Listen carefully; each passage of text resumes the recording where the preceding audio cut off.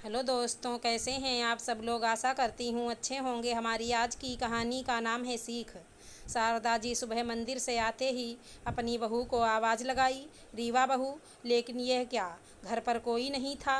तभी शारदा जी ने राहुल को ऑफिस से आया देख पूछा, रीवा कहाँ पर है। राहुल बोला, उसकी मम्मी की तबीयत ठीक नहीं है, मैंने ही कह दिया था। चली जाओ, 4 दिन और रह आना। वैसे भी यहाँ का काम चल ही रहा है। और हाँ, मैं भी वहीं जा रहा हूँ। कल उसकी दोनों छोटी बहन को कुछ लोग देखने आ रहे हैं। पापा जी का फ़ोन आया था, कह रहे थे मैं भी वहाँ रहूँगा तो उन्हें अच्छा लगेगा। राहुल अपने कमरे में जाते हुए कहा, हाँ ठीक है बेटा, तुम जाओ, उन्हें भी हिम्मत रहेगी। दामाद भी तो बेटा ही होता है, राहुल के पापा गुप्ता जी ने कहा। राहुल और रीवा की शादी को 5 साल ही हुआ था। मायका उसी शहर में था, इसलिए कई बार अपने मम्मी पापा से मिलने चली जाती थी। रीवा भी कुछ दिन पहले ही अपने मायके गई थी, लेकिन अपनी माँ की तबीयत खराब होने पर आज अपनी सास को बिना बताए चली गई। अच्छा तो मैं निकलता हूँ पापा, कल शाम तक आ जाऊँगा मेहमानों के जाने के बाद। ठीक है बेटा, गुप्ता जी ने जवाब दिया। राहुल के जाते ही शारदा जी का बड़बड़ाना शुरू हो गया। तभी कह रही थी, पास का रिश्ता नहीं करना चाहिए। मायके में किसी को सिर दर्द भी हो जाए तो दौड़ी चली जाएगी। अब आसपास कोई डॉक्टर नहीं है क्या। पर नहीं, मम्मी जी का इलाज तो मानो वहीं करवाएगी, और उन लोगों की तो मौज ही हो गई। बेटी के साथ साथ पला पलाया बेटा जो मिल गया, और बेटा भी ऐसा जो उनकी जी हजूरी करता रहता है, और गुलाम भी। यहाँ मेरे कमर में कितना दर्द है, पर किसी को इससे क्या। खटते रहो रसोई में और करो बहू रानी की सेवा। बंद करो अपना ये नाटक। बहू आने से पहले तक तो यह सारे काम तुम ही करती थी, अब क्या हो गया। बहू के आते ही तुम्हारे कमर दर्द हो गए। अपनी लाडली बेटी से क्यों नहीं कहती कुछ काम किया करे। सारे दिन मोबाइल लिए रहती है। बहू बेचारी नौकरी भी करती है और घर का सारा काम भी। गुस्से से बोले गुप्ता जी, तो अब तुम्हें कल की आई पराई लड़की अपनी बेटी और मुझसे ज़्यादा सगी लगने लग गई। अरे मेरा तो बेटा ही छीन लिया उस करमजली ने। कल तक जो बिना मेरी मर्जी के कोई काम नहीं करता था, आज बीबी के पीछे उसके मायके तक पहुंच गया। अपनी माँ से ज़्यादा वो ससुराल वाले रिश्ते सगे हो गए उसके लिए। गुप्ता जी कहाँ चुप रहने वाले थे। अच्छा, यही काम जब तुम्हारा दामाद करता है तो बहुत खुश होती हो तुम। अभी 1 महीने रहकर आई हो बेटी दामाद के पास, तब तो तारीफ करते नहीं थकती थी। दामाद जी ने मुझे डॉक्टर को दिखाया, पूरी बॉडी का चेकअप करा दिया, इतना घुमाया और न जाने क्या क्या पकवान खिलाए।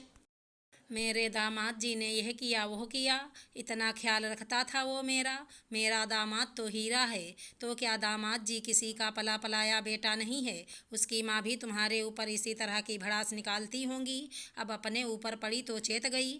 बेटे के लिए दुल्हन लाते वक्त हर माँ को ये समझ लेना चाहिए कि अब बेटा किसी और को सौंपना है, और उसके प्रति भी उसके कुछ फ़र्ज हैं, जिम्मेदारियां हैं। शादी के बाद कुछ नए रिश्ते जुड़ते हैं तो वो भी कई रिश्तों में बट जाता है।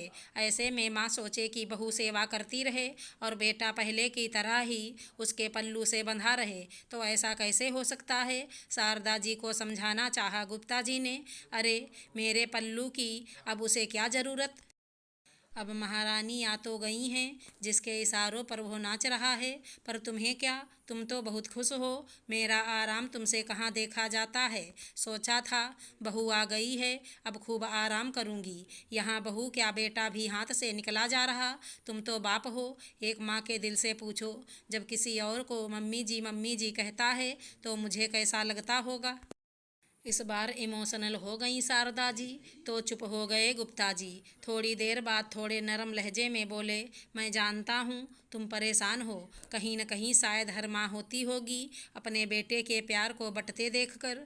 लेकिन ज़रा यह भी तो सोचो, जैसे बेटे की शादी के बाद हमें बेटी मिली है, तो उन्हें भी तो बेटी के विदा करने पर एक बेटा मिला है। यही समाज की रीत है शारदा जी, ऐसा ही होता आया है। जितनी जल्दी इसे स्वीकार कर लोगी खुश रहोगी। कोई किसी का बेटा नहीं छीन लेता। हर रिश्ते की अपनी अलग अहमियत होती है। तुम यह देखो, रीवा अगर अपने मम्मी पापा के लिए कुछ लाती है तो तुम्हें दिखाती है कि नहीं। वो अपने घर वालों के लिए करती है तो तुम्हारा भी तो कितना ध्यान रखती है। मम्मी जी कहकर तुम्हारे पीछे लगी रहती है, तो क्या राहुल का फर्ज नहीं है उसके माता पिता को इज्जत और सम्मान दे। उनके दिल से भी हमारे राहुल के लिए ढेरों दुआएं निकलती होंगी, जैसे तुम दामाद जी को देती हो। फिर रीवा के लिए यह कंजूसी क्यों? शायद आप ठीक कह रहे हैं जी, पर यह मैं जानबूझकर नहीं करती। मैं जानती हूँ रीवा बहू बहुत अच्छी है, पर फिर भी न जाने मुझे क्या हो जाता है। शायद आसपास की बहुओं को देखती हूँ तो लगता है कहीं मेरे बेटे को मुझसे दूर ना कर दे। एक ही तो बेटा है मेरा। शारदा जी के दिल का डर सामने आ ही गया। तुम्हें अपने संस्कारों पर विश्वास नहीं है क्या? वो हमारा बेटा है, कुछ भी गलत नहीं करेगा। जानती हूँ, बिल्कुल आप पर ही गया है। आप भी तो मेरे बिना एक दिन नहीं रह पाते थे। माँ जी कितना सुनाती थी। कहते हुए लजा सी गईं शारदा जी। कल मेरी माँ कहती थी, आज तुम कहती हो। इसका मतलब ये हमारा खानदानी परंपरा है। कहकर जोर से हंस पड़े गुप्ता जी। अब क्या बातों से ही पेट भर दोगी? भूख सी लग रही है कुछ, खाना बना लाओ, गुप्ता जी बोले। आप और आपकी भूख बस मुझे किचन में भेजने के मौके ढूंढते रहते हैं। उठते हुए बोली शारदा जी। चाय बनाने किचन में चली गईं। 2-3 दिन बाद रीवा और राहुल आते दिखाई दिए। अरे तुम दोनों इतनी जल्दी क्यों आ गए? थोड़े दिन और रुक जाते। हाँ मम्मी जी, रुकने वाले तो थे, लेकिन अब मम्मी की तबीयत में सुधार भी था। आप इधर परेशान होंगी, इसलिए मैंने सोचा इतने दिन तक यहाँ क्या करूँगी। मैं भी राहुल के साथ अपने घर चली जाती हूँ, रीवा ने शारदा जी के पैर छूते हुए कहा। तभी शारदा जी बोलीं, तुम दोनों आराम करो, मैं तुम्हारे लिए चाय बना कर लाती हूँ। हटो मम्मी जी, चाय मैं बनाती हूँ। क्यों, तुम क्यों बनाओगी? मैं क्या अभी इतनी बुढ़ी हो गई हूँ? फटाफट हाथ मुंह धोकर कपड़े बदल लो, चाय मैं बना रही हूँ, आज बड़े प्यार से कहा शारदा जी ने। फिर थोड़ी देर बाद चाय बनाकर लाईं। दोनों आपस में बात किए जा रही थी। बेटे से बातें करते हुए भी गुप्ता जी के कान उधर ही लगे हुए थे। अच्छा किया बेटा, कुछ दिन रह आईं, तुम्हारी मम्मी का मन खुश हो गया होगा। वो तो है मम्मी जी, पर यहाँ आप भी तो बिल्कुल अकेली पड़ जाती हैं। ऊपर से आपकी कमर में दर्द भी रहता है। दोनों की बातों में कहीं से भी कोई बनावट नहीं लग रही थी। शायद उनके समझाने का ही असर था। ये वाली शारदा जी पहले वाली शारदा जी से काफ़ी अलग नज़र आ रही थी। एक संतुष्टि का भाव आ गया गुप्ता जी के चेहरे पर।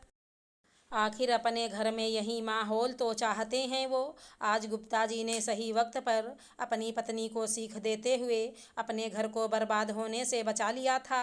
अगर हमारी कहानी पसंद आई हो तो चैनल को लाइक शेयर सब्सक्राइब करें। धन्यवाद दोस्तों।